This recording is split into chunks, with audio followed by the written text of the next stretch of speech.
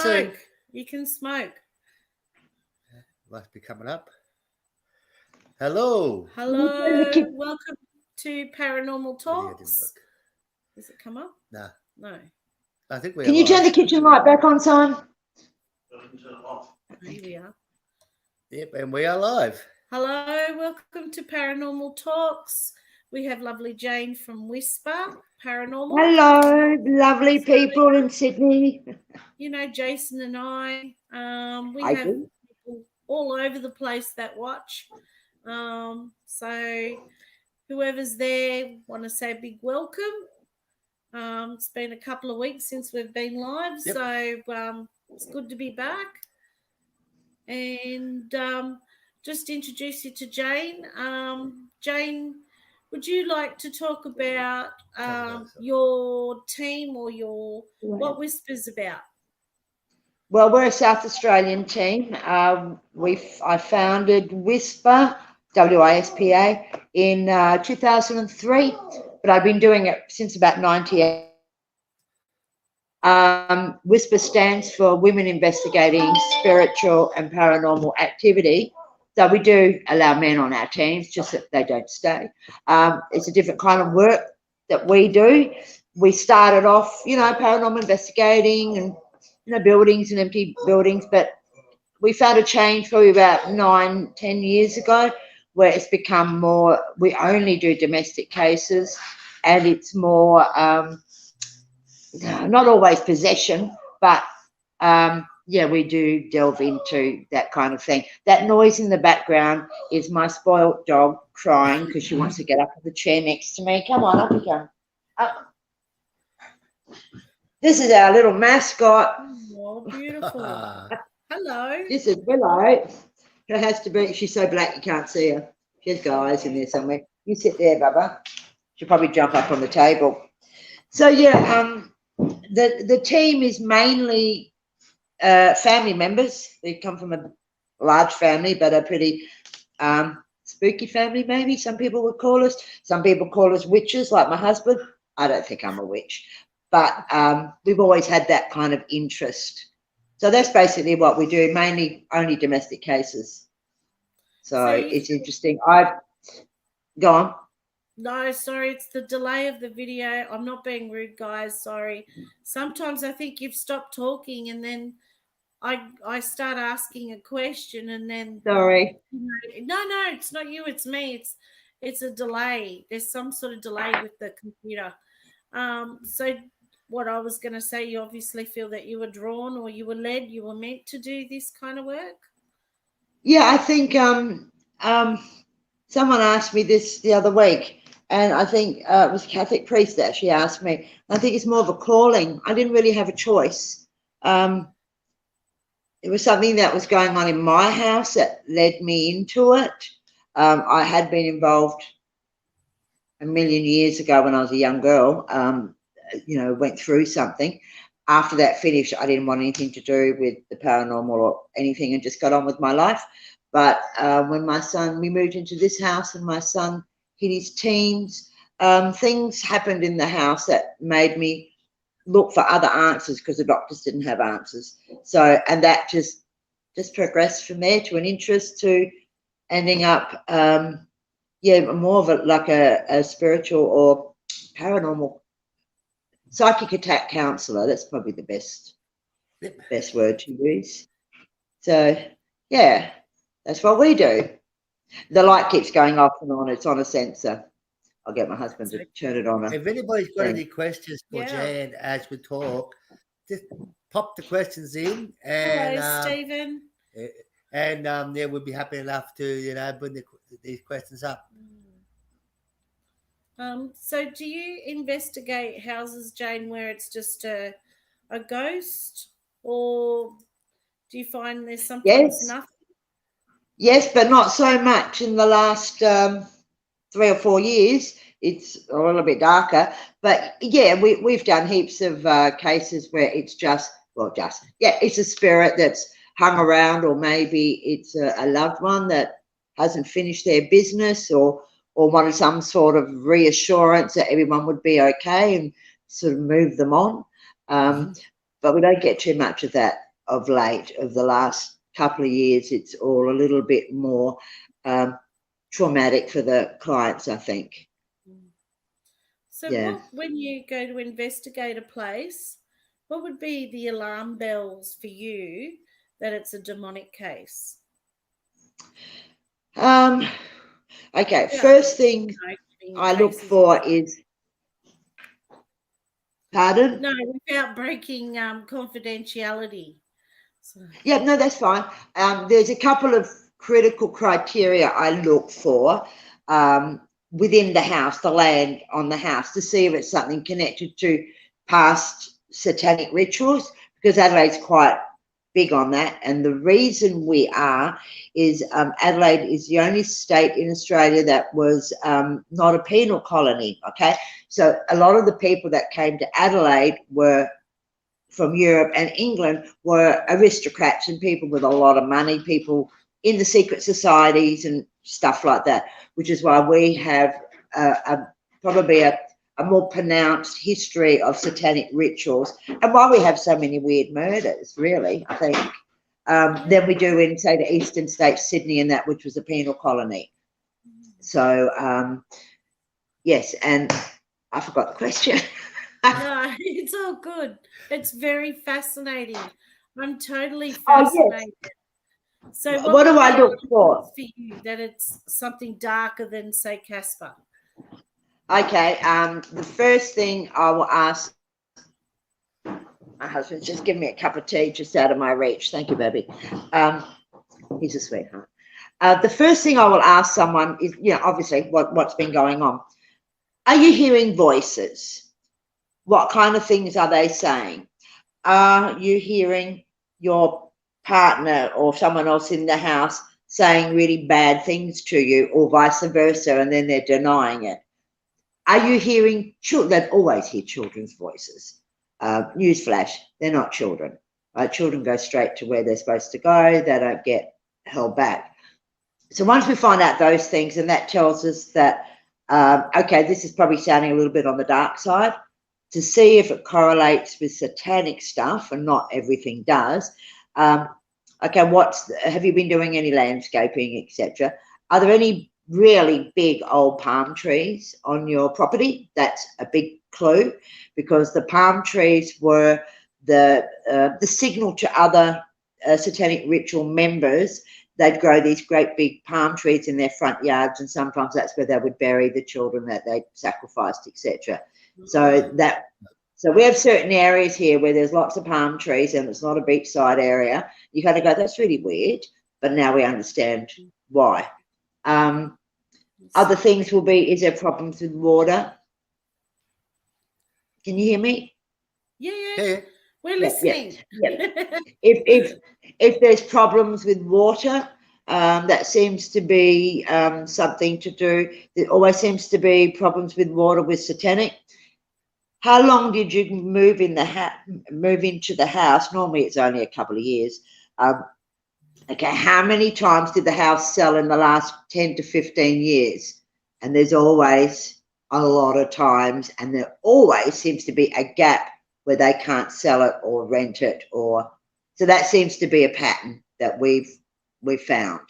And that will then tell us that, okay, there's some sort of satanic ritual stuff here, something's trapped, we need to work on this. But then sometimes it's none of those things, and it's just these dark energies that are floating around at the moment. Okay. So you mentioned that a lot of darker cases have problems with water. Mm-hmm. So what kind of Don't know why. would they be? Oh, weird leaks, weird flooding. Maybe all of a sudden the water starts to get really, really dirty and there's no reason. I don't know why. I don't know why. It's just something that I have noticed, that whenever there's this, and this, there's always this as well. So you start to see a pattern, and that's a bit of a clue that, okay, there's something going on. You've got problems with water in the house, either leaking or seeping out, or coming down walls. And I don't mean that in a plasma kind of way. I just mean it's just condensing in a very strange way. I don't understand why it is, but it's one of the things that seems to always happen. And if there's palm trees there, the house not being sold, that's a really big. For instance, the house that we've kind of been dealing with for 4 years, we stay with people till it's done. That house, they bought it now 5 years ago. Yes, 5 years ago. The house was empty for 2 years, couldn't rent it, couldn't sell it. And then for the 10 previous years, it sold 7 times. And then it was built in 1982, I think. So from 1982 to 2000, same people. Then all of a sudden, all these people in and out, and then it couldn't sell. And it's because of activity. Something has woken them up in the last 10 years, I suppose. And I have many houses like that. That's one of the first things I'll find out is, you know, how many times has the house been sold in the last 10 years? And it's normally, there's a lot of activity, a lot of times.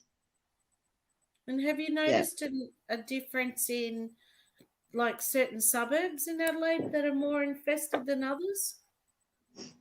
Oh, I hate to say this, anyone listening in these areas, I'm sorry. But yes, the northern areas and the southern areas, which for us is the equivalent of Blacktown, Parramatta, for you guys, low economic areas. There seems to be a lot, not that everyone in there is like, most of my clients, well, 99.9% of my clients are middle-aged, completely functional, working in a functioning relationship, and with no interest in the paranormal. Probably 80% no interest in the paranormal. This has just come suddenly. Yeah, so it seems to be and there's a bit of in Adelaide, when north, there's a lot of activity out that way, satanic activity in the past, which was once farmland, and that's now all subdivided, of course. So that we've got about 6 cases where almost, if you drew it on a map, it would be a straight line. Wow. So whether it's it's a ley line, or it's the way that mathematics that they're working on in their rituals, we're not quite sure yet. Okay. Yeah. That's very interesting. Yeah. No, it is interesting, actually. Scary, but interesting. It's very fascinating. It's heaps fascinating. I want to say hello to Sister Balana. Hello, Balana. Thank you for coming on. I can't see any names. Hello, no, anybody? that's okay. Would anyone like to ask Jane a question? Anybody We're seeing we're seeing quite an increase, which I know. Sorry. No, that's all right. I know you guys have as well. We're seeing an increase in domestic psychic attack. Yeah. And COVID's just blown it out of the water. I mean, I've been dealing with people all over the country during lockdowns around the country, and it's all the same. It's all the same. And as I say to people, they're predators. They're looking and waiting for you to invite them in, because they have to have the right of invitation. Without that right of invitation, they cannot interfere with you.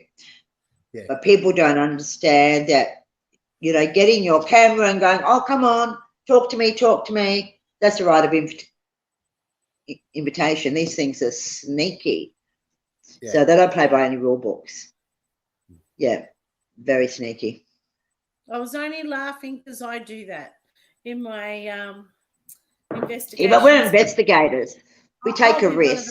Bad people will go, talk to me. But yes, I'm very much, I do protect myself before I go. And that's the difference, Julia.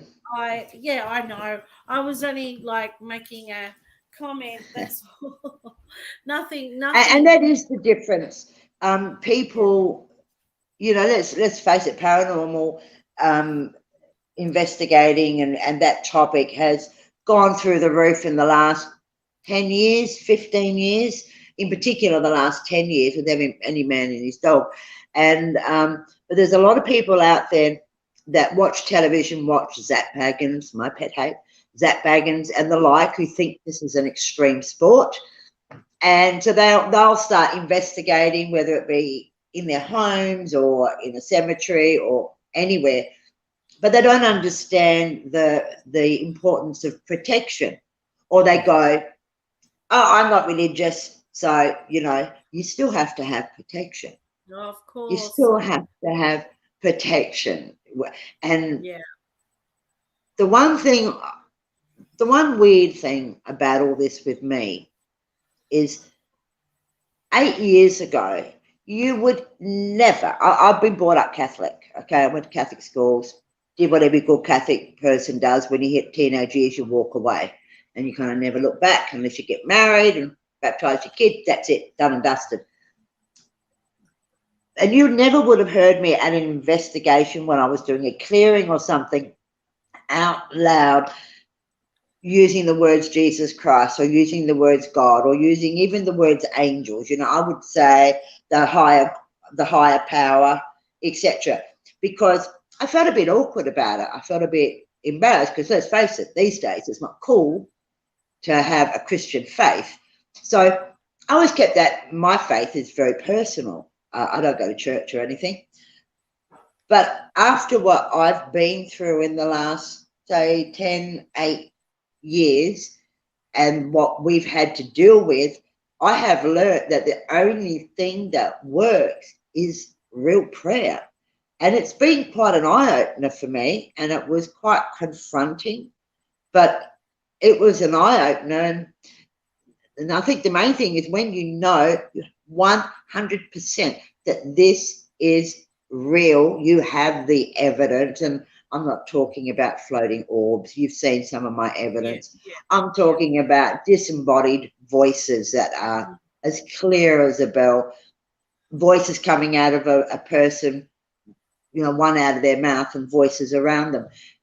And it's quite confronting to sort of go, like, we understand the theory of religion and of Christianity, and, you know, God is good, and then you've got the devil. We don't think too much about the devil. But when you're actually confronted with the fact that, shit, this is real, like, devil, demons, really?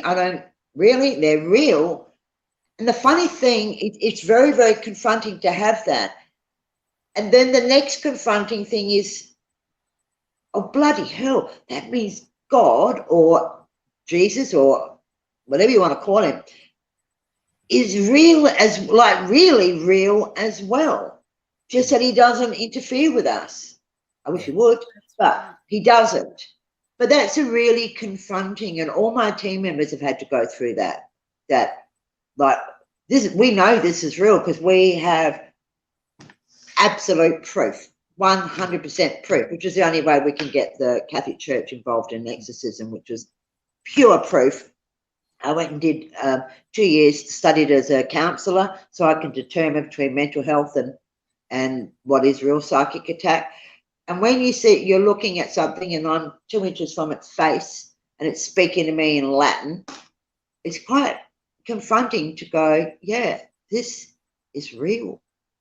Really real. But it means God is real too, and that's kind of like, so now when I do a clearing, you'll hear me say prayers. No, look, I've never doubted God's real. We did have a question, and I was just going to get Jason to put it back up. Sorry, I'll just wait for it to come up. What about a large concrete water? What about a large concrete water above ground pipeline, Northern Adelaide? Okay, what about it? Is there something with it about it? Is it seeping water? I think I know the area. If we're talking North Adelaide or Northern Adelaide, are we talking about the old bomb shelters? You can have water underneath the ground. That's fine. It's if it's starting to cause an issue that we found there seems to be a pattern. that whenever there's this, and this, and this. So I'm not quite sure what he means by that. Maybe Just an having an underground water isn't going to cause a problem.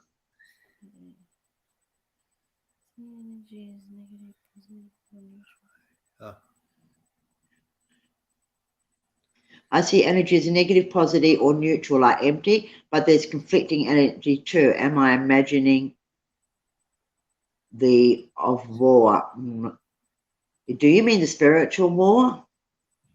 There's a spiritual war out there at the moment, and there is a lot of negative energy out there at the moment. And people with psychic abilities, they're seeing it. They're seeing it, and if they're smart, they're keeping away from it. But yeah, there's a lot. If that person, I'm assuming comes from Adelaide, wants to contact WISPA, we can have a chat to them about what it is that he's seeing or she's seeing. And we'll talk about how to contact you later, because you've got a Facebook page, and you've also got a YouTube channel. And I wanted to talk a bit more about protection, because I wanted to talk about your amazing book. Yep. There we go. A bit closer. Oh, my book. Yes. So, are you using it? Yeah, use it like my new Bible. It's awesome. So I wanted to say, if someone wanted to buy this, how would they do that? Oh, I hadn't thought about that, but if they did, they could just contact me at WISPA and I'll just get one printed off. Yeah. Okay. I'm not interested in making a profit out of it. I don't believe in that. So much really good information in this book. Julie and I use this book every time we go out, and we use. There's some powerful protection prayers there, and even some for the non-religious people. Yep. It's not even religious. Yeah, no, well, I'll just say we have one, there's prayers in there for before and after a paranormal investigation. So we use that. Yep. Yep. And, you know, we got the normal Catholic prayers that are very powerful. We got prayers for... They were given to me by a Catholic exorcist. Okay. Yeah. Yes, I see the St. Benedict exorcism prayer. And then you've got the how to close and portals. So it's a very, very, very good book. Thank you. Been a lifesaver for me. Sorry. There you go, guys. The violet light one is a very good cleansing and protection. I also have one on a guide to being a paranormal investigator, which I actually put together for team members.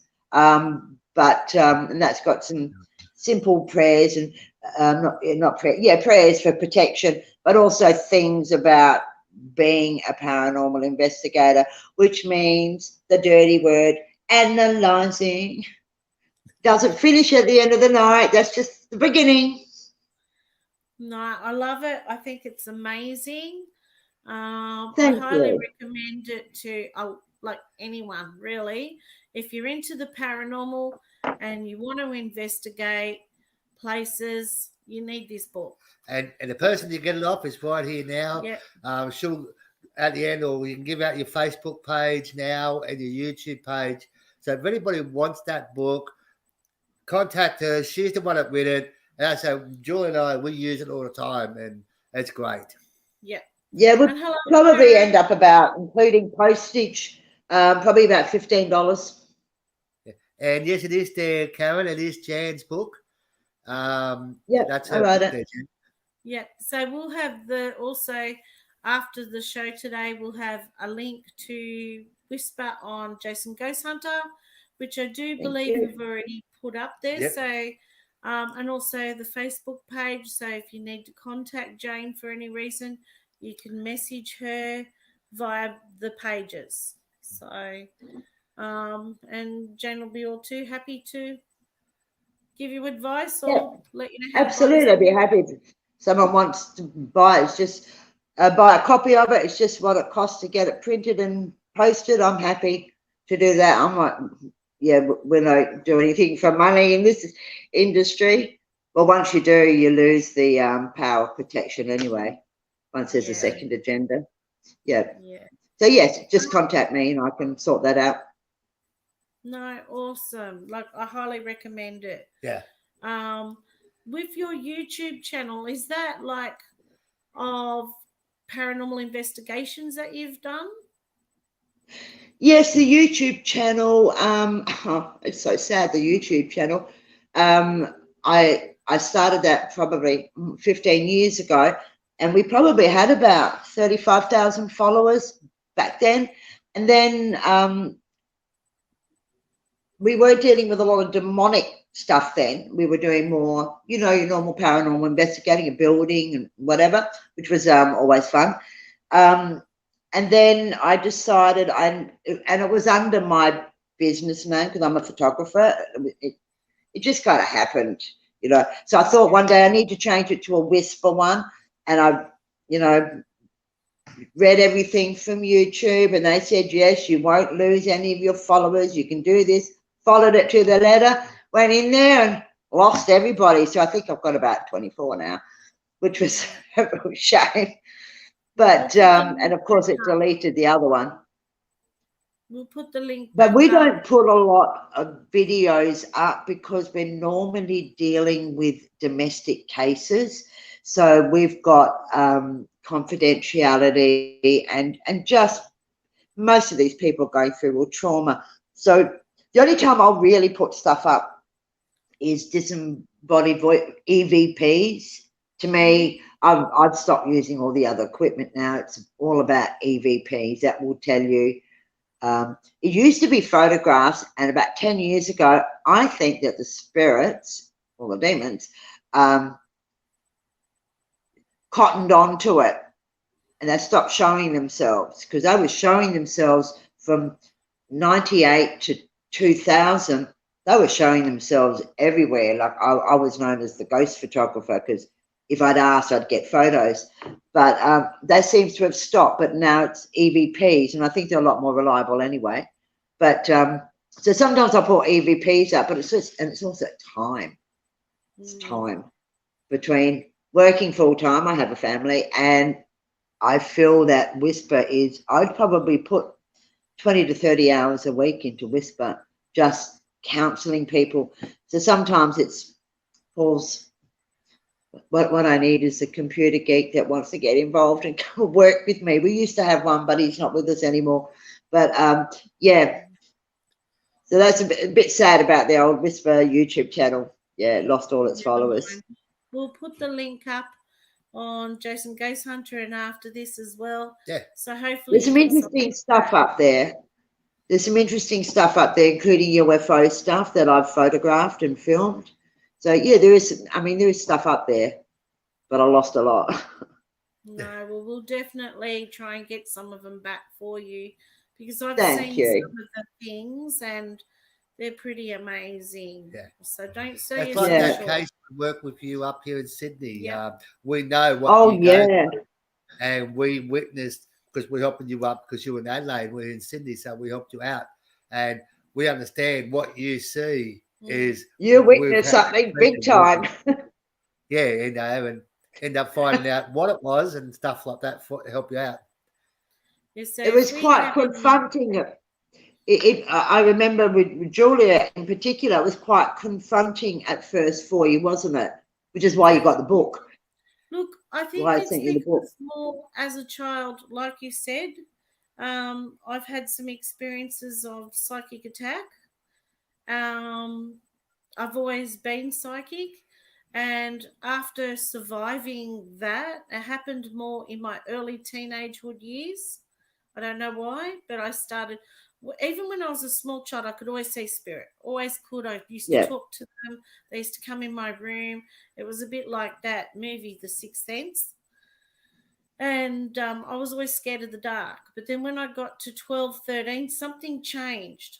I don't know what it was, but then I started having sinister things happening. Oh, okay. and that freaked me out. And so I've always been religious. I was Christian Catholic, and I've always had a strong belief in God. So I Yeah. believe, it was Him and the angels that helped me. I used to pray. My family thought I was going nuts, absolutely Yep. bonkers, because I was too scared to go to the dunny at night. Amanda. Hey, Amanda. And they thought I was just full of it or watched too many horror Yep. movies or whatever. And it wasn't until I moved out of home with my boyfriend, um, things started happening to them in the house, and they realized I might have been saying something true. But I had been suffering psychic attack until I was in my early 20s, I'd say. Yep. And by then, I didn't want anything to do with the paranormal either. I was like, no, thank you. Yeah, very similar here. Yeah, and I was an active member of the Uniting Church by then. And so I knew stuff was out there. I just didn't want to know about it. And I moved next door to a spiritualist because I still had the power of intuition, and I could still prophesize things that would happen and then they would happen. I just always had that gift. Oh, And so she was the one that encouraged me how to open that gift up and not be so afraid. And then I went to a spiritual church and I learned how to protect myself. And even though like spiritualists are more with the higher force and that, I still never let go of my belief in God. I still believe in God strongly, and I always pray to Him. And I've had a lot of things happen in my life to prove that He's there. Like, I don't need that proof, but I've had Him prove it time and time again that He's around. So yeah, it's probably not cool that a paranormal investigator talks about religion and God and whatnot, but I've always felt, I don't know, protected by Him in some way.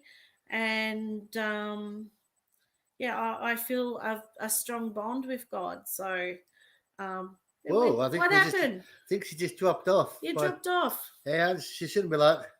Hang on. Yeah, a second. So we'll get her back in. Sorry, So guys. Just a momentary break. Hello, Danielle. Hi, Greg. Hi, Amanda. It's good to see you all on. I hope you're finding the conversation interesting. And if you have a question, put a question down and we'll pop it up. I promise not to talk too much, so you get to have a word in. What happened? I think she dropped off. She'll be back. Technical issues. Always happens. And I hope everybody's having a good day. Yep.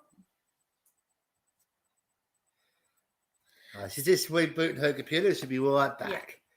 So while we're just me and Jason, is there any topics that you guys would like to have on our Paranormal Talk channel? Is there anything that you're interested in or would like to know more about? Yeah, give us a comment. We're open to just about anything. Yeah, and we can have an even night where we don't talk about the paranormal, if that's what you rather, just have an anything goes night. But we'd be very interested to hear what our listeners would like us to talk about. Yeah, definitely. Like talk about you guys, what you guys want to see or what you want to talk about too. You know what I mean? Like we get all these people on because we find them very interesting for you guys to learn on different ways of people that are doing things, and we've got the good and we've got the bad ones, people that do that kind of work. So it helps you guys if you're out there doing a paranormal, at least you've got this kind of knowledge behind you to be able to help you. And we also do it so you get to see all the other amazing teams out there too. There's so many amazing paranormal teams that specialize in certain things. We will be talking to ones from overseas soon. So, it's not a channel about us. It's about getting to know who else is around there in your state, in your country. And if, you need any advice or anything like that, might be someone local that you can get help from. So we're Sydney based, but a lot of our guests aren't. Yeah. And as we said, this book, guys, definitely grab it. It is Jan's book. It is a great read. And you're getting to learn a lot. Here she comes now. I kind of threw her under the bus, but I don't think she was going to mention it, but I thought I should. There she is. Hey, you're I got back. flung out the door.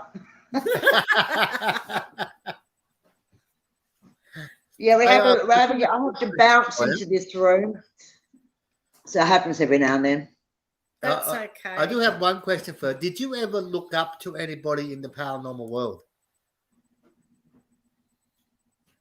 To be really honest, Jason, It doesn't have to be a paranormal I investigator. wanted nothing to do with it. Really, who did you look up to be able to get into this side of the field?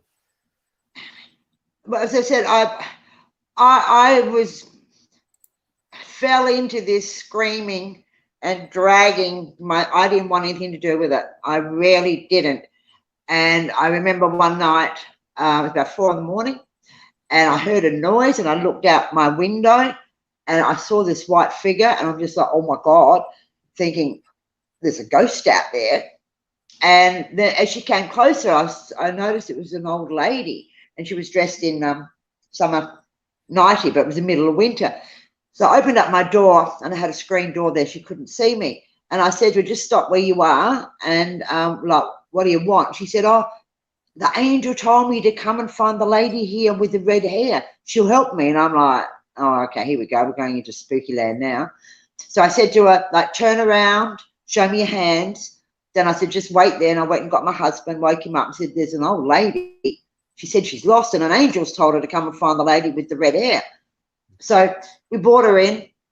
My husband just looked at me and just went, because he used to get annoyed with me and say things like, you got to stop getting into people's business. And I'm like, I'm not, baby. It just comes to me. It just comes to me. And I try really hard.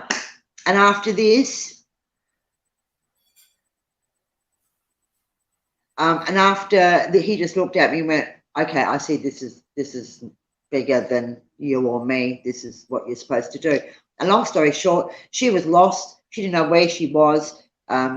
We thought she was about 70. She looked very, very old. I called the police.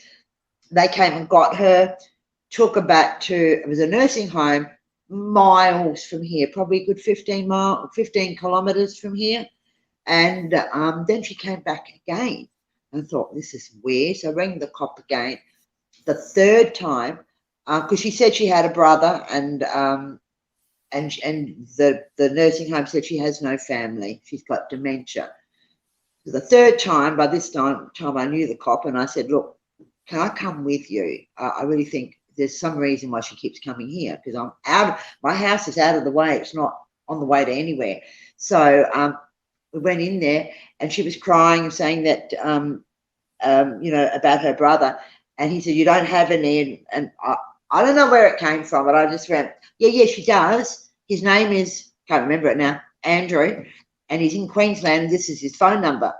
And they went, oh. And I said, so you need to call them tomorrow. It's about 4 a.m. So on the way home, the cop says to me, where'd you get that phone number from? And I went, oh, she told me. He goes, no, she didn't. I went, I don't know. It just came into my head. Turns out she did have a brother. That was her brother. And they moved her up there, and she's now living with her, and she's fine. Excellent. So that's an amazing story.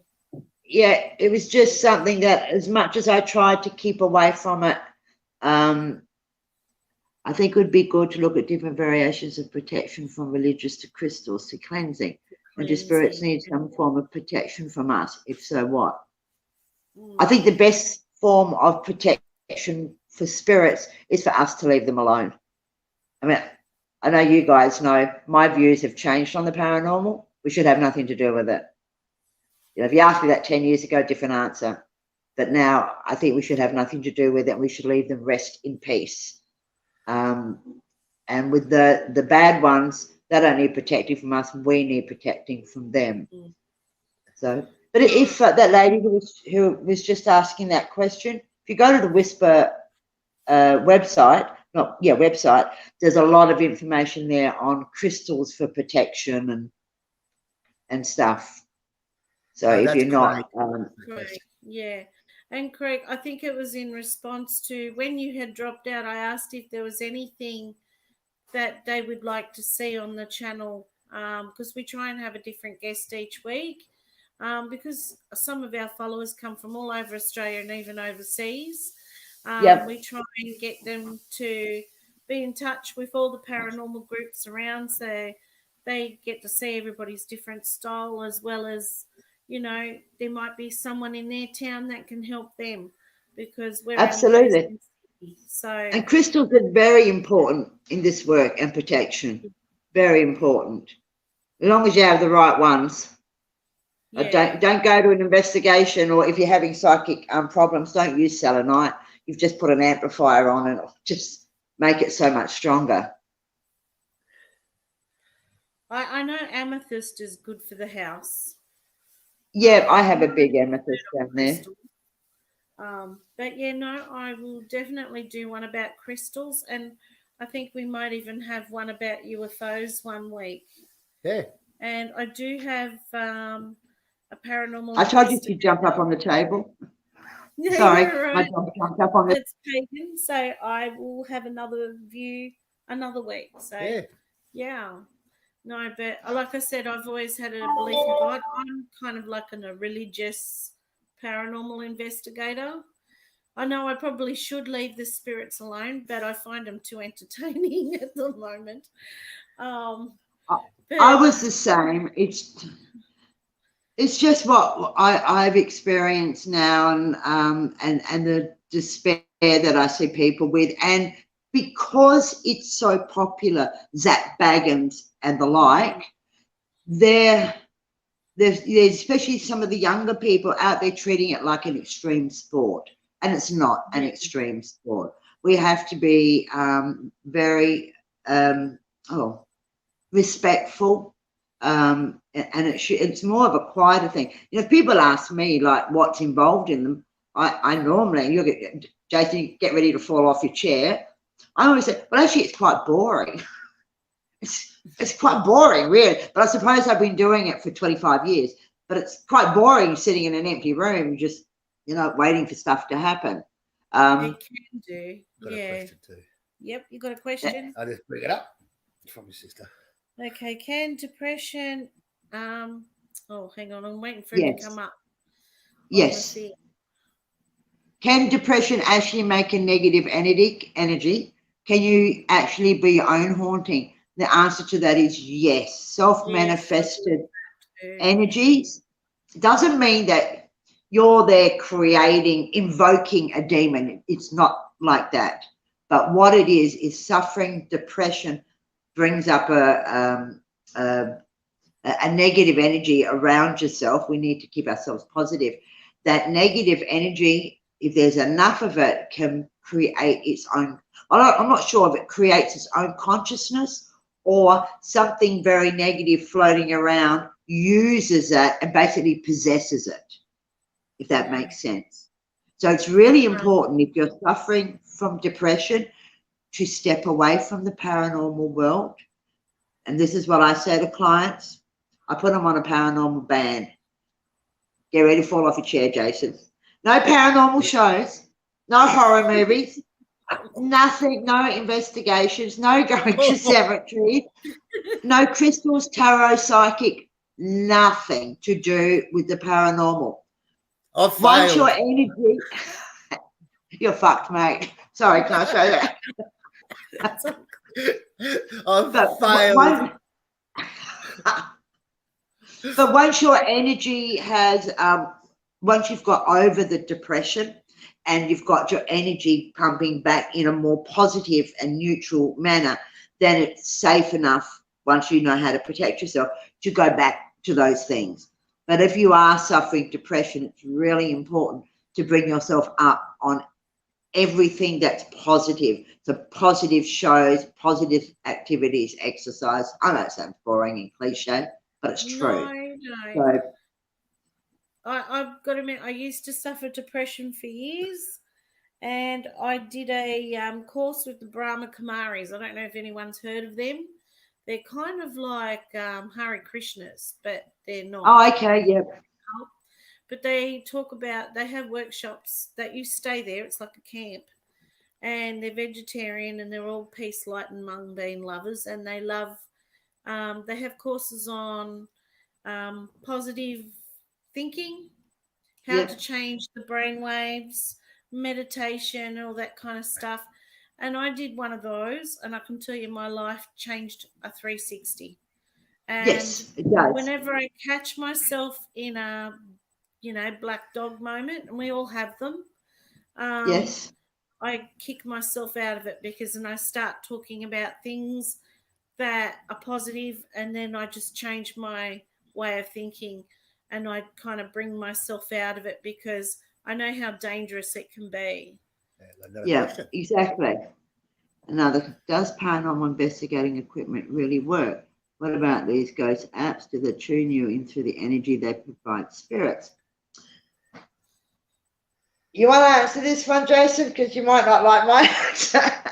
That's right. Look, I know a lot of people don't believe in ghost apps, but we found, like, spirits will manipulate any sort of energy. And phones tend to run on energy. They run on the radio. What are the radio waves? Radio waves.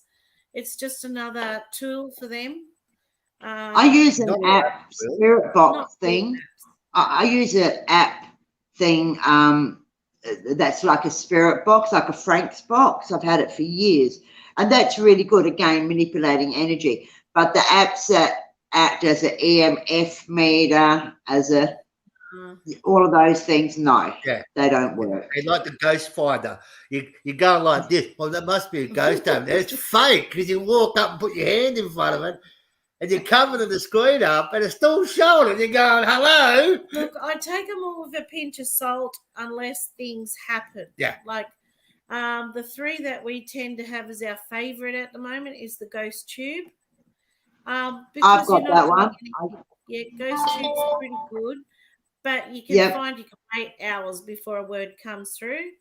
The Spirit Talker. The Spirit Talker's good. It's created by a team in the UK. Now they use it for their own shows. When I first got it, I didn't really like it. I thought, oh, this can't be real.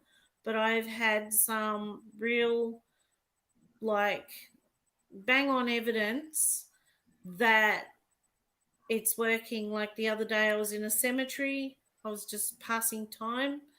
I know I'm a bit of a weirdo. I like to walk through them when I've got nothing else to do. And I've seen you on YouTube doing that. But I do it when I'm not on YouTube. That's the thing. Then my favorite places to go. But anyway, I had a name, Nellie, come through, and I said, "Where are you?" And it said, "Standing behind you." So I turned around, and no joke, there was a tombstone with Nellie on it. And another time I said, "Can someone want to give me their name?" And they said, "Joan." Now, no joke, the tombstone right in front of me that I was facing was Joan. Stuff like that. I think the spirit box ones, like you said, it works off energy. So, yes, they will work. But it's important. You get better results if you get one that has everything recorded in reverse. So if you hear English, you then know that you're not just going through different bandwaves. I use the spirit box you talked about, and I use Portal Plus. Pardon? The necrophonic? No, Ghost Radio. Never heard of that one. You said it before. You use it. Oh, Ghost Tube. Ghost Tube. Thank you. I use Ghost Tube, but Portal Plus is one I got from. Oh no, my brain's his name's just fallen out of my head. It'll come back to me, and that's a really, really good one. A really good one. No, that's not the name.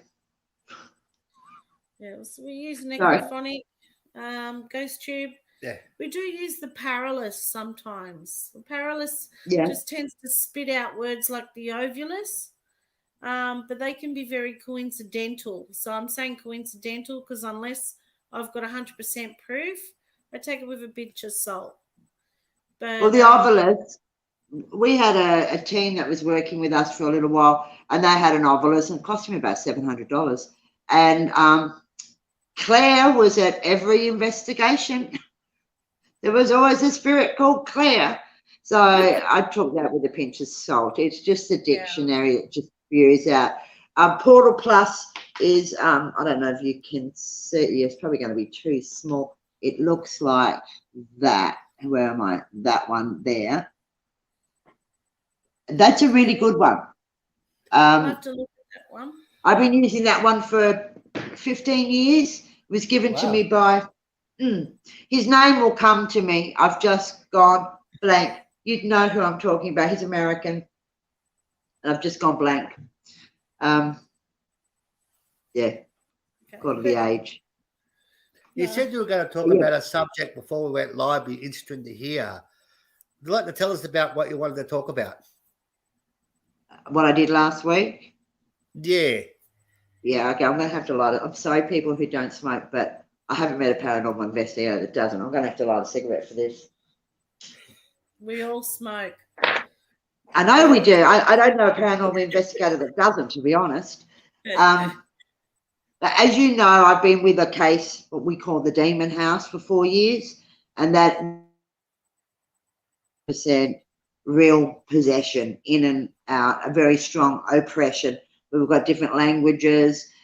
We've got the cuts and that on the lady's body is just horrendous, and it's happened right in front of me. Anyway, it's taken a long time for us to get. We had to get we got the Catholic Church involved. Exorcism, not an easy job. We had to have the right evidence in order to prove to the Archbishop that this is. And also, I've got to be honest, dealing with the Catholic Church was a bit scary for me. I mean, I know my language is Catholic. I was brought up Catholic, but I'm not a religious kind of person. I'm a person of faith. Anyway, so December 2019, we started the exorcism of the house. So it was myself and one of the priests in Adelaide who reluctantly was given the assignment. He wouldn't go in the house without me. He just hated doing this. Very lovely, lovely fella. So for 6 weeks, every week we went in and did an exorcism of the house. And the reason for that was to try to, because as I say, demons come in legions, to try to break down and get rid of some of the weaker energies that were coming through and affecting her and the house. We got amazing EVPs and stuff from that place. Anyway, the exorcist came from interstate, from Victoria. We had to wait. He came in January. So we started the first exorcism, which is at home, and it's quite a lengthy process. It's not just they do an exorcism, it's done. You've got to clean the house first, like we did. Then the exorcism's done at home, and then it's done in the church for however long it takes. So we did the one at home, and it was pretty full on, but bearable. And then he went back, and he was going to come back and then do the full exorcism. He got sick. The day he got home, he got very, very sick and never worked again. He blamed whatever demon it was that he was fighting that day. The other priest all of a sudden started having all these issues within his parish, and he also blamed this demon because he was involved with it. So we had to wait. We're waiting for the exorcist to come, and then we got bloody COVID, didn't we? So we're waiting and waiting and waiting for COVID. Meanwhile, this poor lady was going to hell and back, her and her husband. And so we waited all year. We waited all year, and this year we kept waiting, because the borders were closed. We couldn't get one over. And then the first exorcist, he had to be retired out. He couldn't go back to work.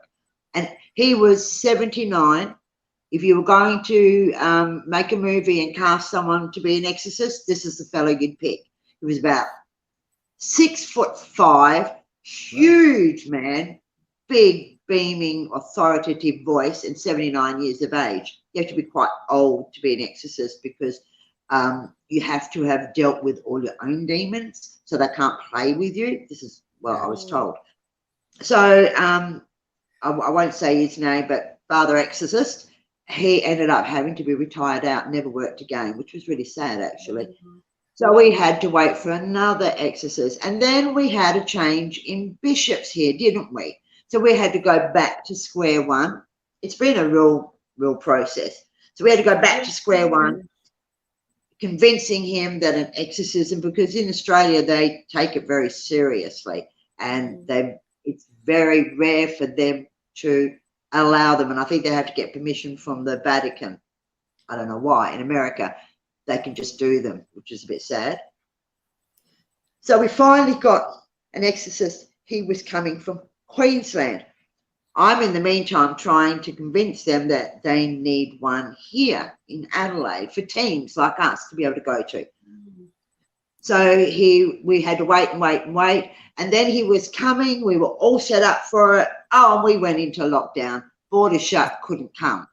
So that was about 2 months ago. I was spewing. So anyway, long story short, he finally came last week. So we did the exorcism at the church, and it was really interesting. That's probably the best word for it. It was not what I was expecting. What happened to me is not what I was expecting. It was physically probably one of the most draining, exhausting things I've ever done in my life. And I mean, how much do you want to know about it? No, I think that's enough. I sometimes wonder all the challenges you had, whether it was, the darker forces trying to stop you getting help for this person. So I am convinced of it. The priest, when we got to the church, there was a few priests there to pray and a couple of parishioners to pray. They didn't want me there at first because paranormal investigators are a dirty word to the Catholic Church. And then I had to explain to him, like, you've made assumptions. What? I said it's a bit like psychic to the police. Yes. Yeah. So I had to explain to him that I'm the only person that's never been affected by this thing, including him, including your exorcist. I also, when we eventually got her baptized, and that wasn't easy, let me tell you, that was another huge thing. And I said, tell me something. I could be a bit of a smart ass sometimes, I'll admit it. I said, I want to ask you something. When you give blessings, are you doing that through the divine? He said, yes. I said, well, by your blessings, you made me her godmother. Therefore, I'm responsible for her spiritual health. So you have to have me there. So I was there in the end. But it was, there were 3 people on her feet and me and her husband on the chair, sort of holding her down. I had her legs over the arms and between my legs. And I had, at one stage, one hand on a pew in front of me. We had her in like an armchair. And I had my hand like that, holding her head up, so she had to look at the exorcist. And at one stage, I was riding that bloody chair like a bucking horse. It was, both Ava and I looked at each other and went, holy shit. And it's just rocking back and forward, and I'm hanging on for dear life. I've got my legs wrapped around the leg of the chair with her arm in between my legs, holding her arm up. And I was like that for 7 hours, 6 hours the next day, and 3 hours the next day. I hurt so much afterwards physically. But the weird thing I found for me, the priest, when he did the protection with us all to start off with, he said, now, they might play with your mind. So just be aware of that. So I'm sitting on this chair holding her and whatever. She was strong, and she's not normally that strong. And, of course, she was speaking all the different ancient languages. And all of a sudden, in my head, it took a couple of seconds before I realised what was happening. I started seeing images of all the babies I'd lost.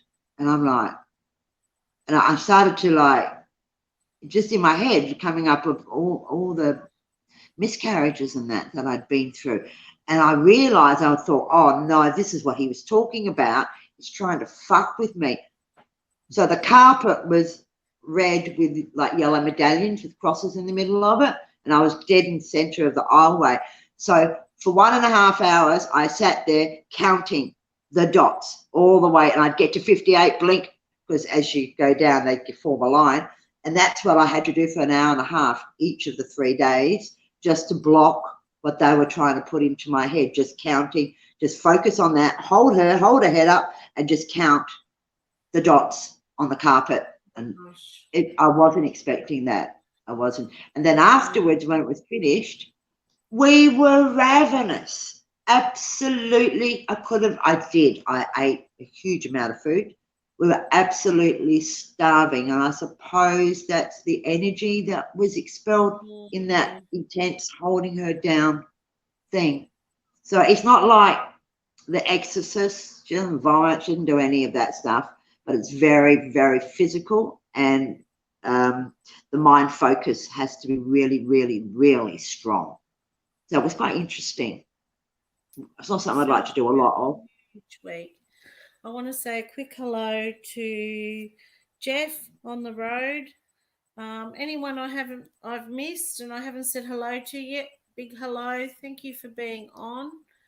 I did hear off another medium that if you feel that you're under having an attack or anything, after investigating and you feel like you've got a bit of an attachment, to eat something sweet. Okay. Drained from energy. So I've done that. Look, I've come out of an investigation from someone's home, felt a little flat and didn't feel quite 100%. I've gone and had a shower. I put salt on my crown chakra on the top of my head.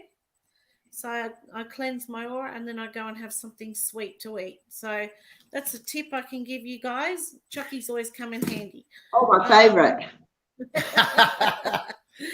So that's a little quick trip. I'm not saying that's going to help you for something as bad as what you're explaining, but that makes sense.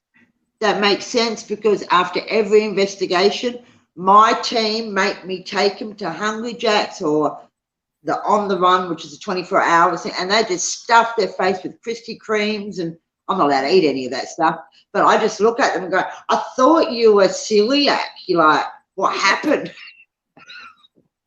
Now you know the secret. Yeah.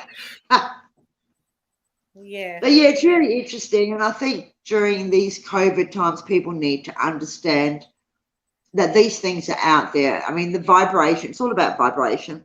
The vibration around the earth has never been as low as it is now. We also have never had such low amount of faith in the world, but the vibration is really, really low.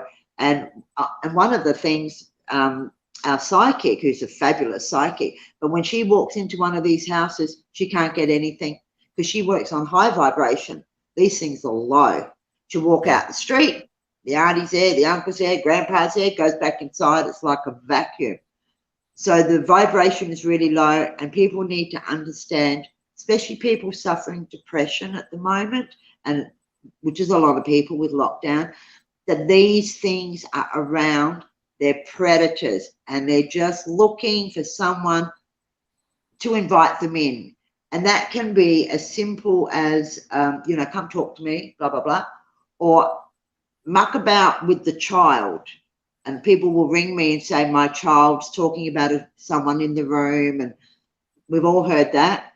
But what it is the parent eventually will get angry and say, come to me instead, leave my child alone. Bang, there's your right of invitation. They're tricky mongrels, so they never wanted the child because they have no interest to them. It's you that they want.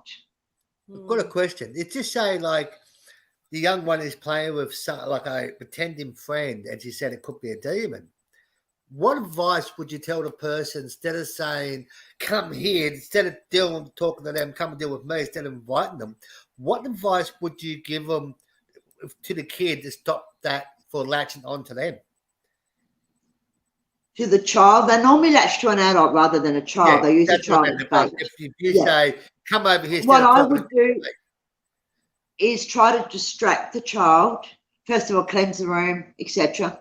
I had a case recently, and there was one room, and they said, no, there's no activity in here. And then in the little girl's room, there was heaps of activity, and you could feel it as soon as you walked in. And I said to her, why don't you just swap rooms? I get people to change their house plans around all the time. And she said to me, oh, the Barbie doll toys won't fit in the other room. And I'm just like, really? So what you need to do is try another room for the child if you need be. Get them in your room for a little while, but don't have your child sleeping in your bed all the time. It's not good for your marriage. It's not good for you or the child's confidence. But one of the things that I have found works, and for all those people that are non-religious, let's say, or non-Christian, or I don't care what religion you are, it's all the same, just different languages. But teach children a little prayer. Now, what that does, not only does it evoke some sort of protection, but when a child's lying in bed and is feeling scared on their own, if they learn to pray to an angel or to Mary, I always go Mary, pray to Mary. If you want something done, ask your mother. God's busy, he's off at work. Teach them a simple little prayer. So in the middle of the night, if they wake up, I remember doing this as a child, I'd go, oh, please, Archangel Michael, will you please come and sit next to me while I sleep? Or Mary, would you come and sit with me while I sleep? And then they feel a little bit more comfort and can go off to sleep. So a little prayer. And another reason why a prayer is a good thing, I wish we could find another word for it because it's just so uncool at the moment, but it works, is when a child's going to bed, you say prayers for two reasons. One, for protection, but two, for gratitude for the people who are in their life. So God bless mummy and daddy, and my brothers and my sisters, my teacher, my neighbor who's really nice to me. It teaches them to think about the people who are inputting positively in their life. So I would suggest to them, even if it, and I'm not religious, I have faith, but I'm not religious. But that is a huge thing that you can do for a child who is finding that there's an invisible friend. And then for the adult, don't film it. I know you want to, but don't film it. Don't photograph it. What you do, get someone to cleanse your house, and there's heaps of teams out there that will do it for nothing. It should be done for nothing, so the agenda is pure. Get your house cleansed, and then just keep yourself on a positive attitude, especially during COVID. It's so important during COVID. That's what I would suggest. Unpopular with a lot of the people, though. And for those that really can't teach a child to pray, then, I don't know, pray to the whole... A prayer is just a verbal conversation. Then have it to the higher source, to whatever. But if you're a Satanist, don't teach the prayers to pray to Satan. Oh God, you make very me laugh. trendy at the moment. It's very trendy. I deal with the aftermath when they get involved. You know, I it's can imagine. No, it's sad. I teach my daughter a similar thing. She used to get nightmares and things at night. I feel that she's very empath, psychic in her own little way. And I used to teach her when she was a little girl. I'm surrounded by the white light of the Christ, which nothing negative can penetrate. Amen. And I used to tell her to say that whenever she felt uncomfortable or scared. And she told me a story. She was with some schoolgirls having a sleepover, and they were talking about a recent school friend that had passed. The actual girl did, commit suicide, so it was quite a sad thing. But she noticed some dark shadows appearing in the room when they were talking about this girl. And she said this prayer with the girl. She says, look, don't get frightened, but I'm going to do this that my mum taught me. And after that, they all went away. and they didn't get bothered by them. So she always trusted that prayer that I taught her, and she would have been only about 14 when it happened. Your sister's asking. Because you know, cleansing in the area. Yeah. Yeah, we'll What's put that? Jane's page up later, and you can contact her via Messenger with any questions or anything like that, or any concerns. Does anybody else got any questions for Jan or anything like that you want to know about? You know, this is a great opportunity to ask these questions because Jan is If there's any teams out there that are starting to deal with these kind of cases, and they're becoming more and more, as you guys know, I'm happy to have a video chat with them and help them through on the best way to deal with it, because it can be quite scary. And I would just like to say one thing. This is for people, paranormal investigators, and for people who are interested in the paranormal, who may be having a haunting, and you're hearing a child in the house, it is not a child. Children under the age of 13 have no sin. They're taken to where they need to be, okay? Babies that are killed and children that are killed in satanic rituals are in a sleep state.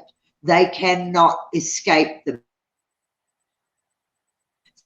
So anything that's coming through, because I get so many, probably nearly every case, 99% of cases, oh, we hear a child, there's a child. It is not a child. What that is for you to let down its guard and go, oh, there's a little girl here. We need to rescue her. No, it's bait. Leave it alone. It's not a child. Think about it. A little 6-year-old child that's died tragically is not going to be trapped on Earth. It's just, its family's come and got it and taken it back. It's on its next life by now, probably. So I just needed to say that because I get that in 99.9% of all my cases is there's children. I really appreciate you saying that. You know, your stuff is just fascinating. And I really want to say too, like when we've done investigations and we've had anything we're not sure of or we thought was a bit on the dark side, we've always had Jane from WISPA or Sula from Paranormal Adventures Australia help us. Yep. So sometimes we have to talk the door. Sometimes we've had love Sula. So, and you know, we can't do it without them because we're not expertised in that kind of thing. So we don't carry on like we know everything. If we don't know something, we'll go to someone that does. Yeah. And these two ladies have amazing. They're expertised in their field, and the reluctant help that they've always demonologist, but I don't like that term. Definitely reluctant. And but you're good at what you do. Sorry, my dog just farted. Oh my god, that knocked my face. That's demonic in itself. Is that those bad smelling ghosts that you get? Oh, that was really bad. That took me straight off my train of thought. Oh, she's back again. You got to watch these dark thoughts. Hello. There's something I was going to say. Yes, in regards to, especially if it's a team, if you're dealing with somebody that's being affected by some other energy, don't talk directly to it. Now, whether you believe in God or not, I don't care. But let me tell you something, the bloody demons do. That's all you got to know, the demons do. So you never speak directly to them. You don't go, get out of her, blah, blah, blah. What you would say is through Jesus or through Mary or through God or through the Holy Trinity, you are commanded to leave. You never directly have contact with that energy because then there's a connection. You take it up. So through the higher source, you are commanded to leave. So that's something really important for teams that are dealing, and I know a lot of teams are because there's a lot of it happening at the moment, especially in Sydney during lockdown. People are home, they're hearing things, they're, things like that. So don't ever talk directly to it. It's not an extreme sport. You can't Zach Baggins it out. You can't blow it up. like I saw one show that actually put it in a box and blew it up, please. But what you've got to do is you've got to call on the higher power, and through them they're commanded. Because who are we? We're just human. This is a battle on the ethereal side. And I asked the priest, why? Why are they doing this? Because there is a huge battle between good and bad, evil and good at the moment in the spirit world. And he said to me, according to the Bible, God made mankind in his own likeness. So the best way for the devil, let's say, to go, fuck you, is to play with something that's his likeness. That's an insult to God. So we're just an accidental pawn in something that's going on in a different world that we're not part of. So that's why I say you do not connect with them. You do not communicate with them directly. You do it where the insult is actually being pointed to, which is to the higher source, not to us. We're just a pawn. And I'm quite adamant about that. No, I do believe that. If anyone's got any questions now, we'll wrap it up in a few more minutes. So, and this data can I ask you guys something? Can I ask you guys something? Like, you're in lockdown at the moment, and I really feel for you with that. Are you finding more activity or reports of more activity in Sydney while you're in lockdown? Yeah, I've had a few calls. We've had a few calls. We have had some cases of people believing there's something happened, but again, they're suffering from mental health. So we can't blame everything on the paranormal when that's the case. No. Well, that's why I'm a counsellor. Yeah, so you can discern that. And there's been no activity that we could find. No EVPs, no pictures, no nothing when we're there. It's just on. Then it's and we've mental gone health. several times.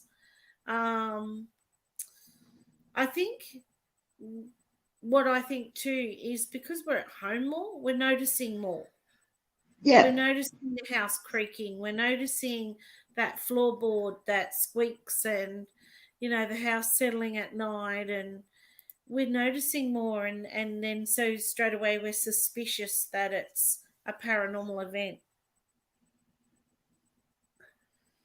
I think that goes back to the days of witchcraft, Balana, the number 13 and black cats and all that kind of thing, the very superstitious era. Because there was 13 star signs at one stage, but they cut it down to 12. Oh, was it?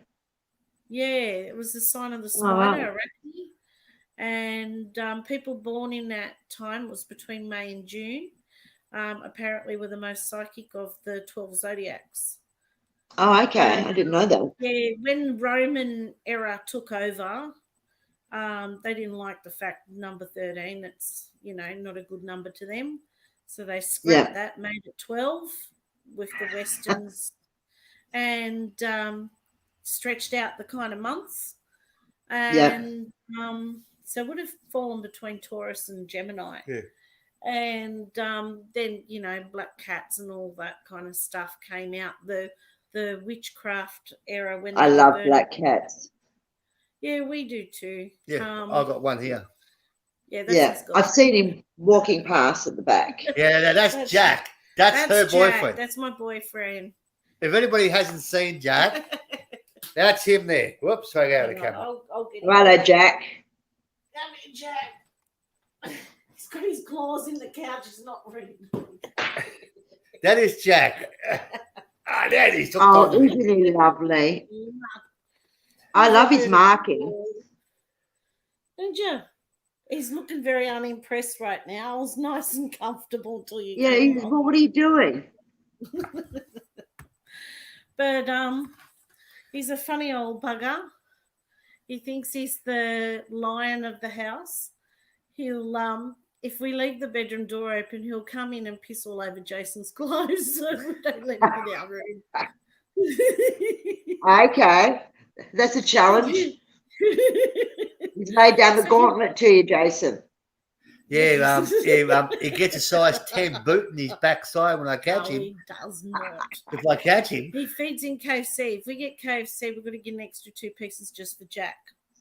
Oh, really? yeah.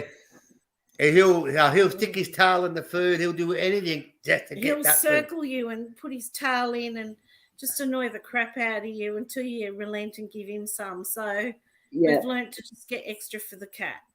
So My little one and does a we little bit of work it out begging. too. But he's beautiful. But Yeah, well, it's very interesting times at the moment. You know, you said, you know, people are home. And I think one of the other things too is we're being a lot, there's no such word, stiller. We're more still than we normally are, because normally we're at work doing this and we're busy, but people are in the house, and because the energy is so low and so thick, we're actually quiet enough to actually really start to notice things. You know, and it's just a very challenging time at the moment, especially in lockdown. And if you are having problems, I'll reach out to Jason and Julia, or you can reach out to WISPA or to PAA, because we can always talk to you over video, because there are things that you can do, especially if you're going through depression. Be very careful that these things don't end up. For sure. The computer's lost its sound. Yep. Yeah. We'll see if it's going to drop off. Uh-oh. It's going to freeze Not again. sure. I think she might have dropped off. Yes, I think she is. Uh-oh. I'll go back. No, there she's back. I'm gonna Go back. You went. Get back. Get back. It's all good. You've had technical issues all night. Yeah, often is the case when I talk about this stuff. Yeah, I kind of noticed it was more alive. Yeah. All right, well, everybody, we're going to shut down, and you stay there where you are, Jan. You stay right there. Don't you go anywhere. And thank you, everybody, and we will put the link up for her Facebook and her YouTube page. Yep. And don't forget, everybody, to grab this book. It's good. It's Julie's Bible. She calls this. This is her Bible. I do have a Bible and holy water, but I have this as my other Bible. Well, it's very easy. I made it to take to investigations because it's light, it's simple, and it's big print, so we don't need to find our glasses. That's awesome. And I find too, like you said, there's simple prayers that anyone can do. You know, and there's prayers for everything. There's a prayer for cleansing and protection. There's just everything in there. So you can't, there'll be something for everyone. So it's one of the best books I have ever seen. Thank you.